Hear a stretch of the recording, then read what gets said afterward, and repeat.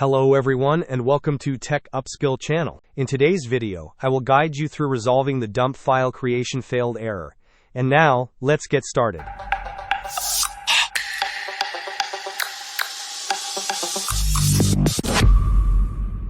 If you are encountering the error dump file creation failed due to an error during dump creation, this video will provide you with the solutions. The first approach involves running the Windows Memory Diagnostic tool. To initiate this, press the Windows and R keys simultaneously to open the Run window. Then, type mdsced and press Enter. This action will launch the Windows Memory Diagnostic tool. Click on Restart Now and check for problems. Another effective solution is to perform a clean boot of your system. This error can sometimes be triggered by third-party software.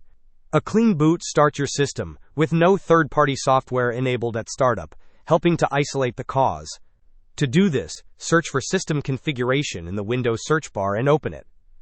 Navigate to the Services tab. Ensure you check the box labeled Hide All Microsoft Services.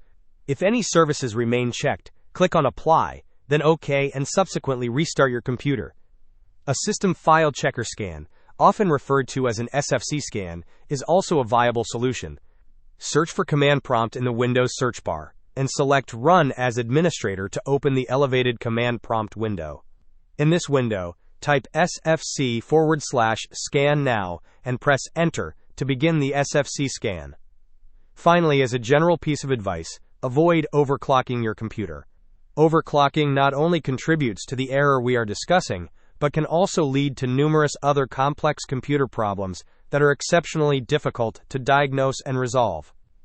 Hope this was helpful. Don't forget to like and subscribe if you enjoyed. As always, thanks for watching and I will see you in the next video.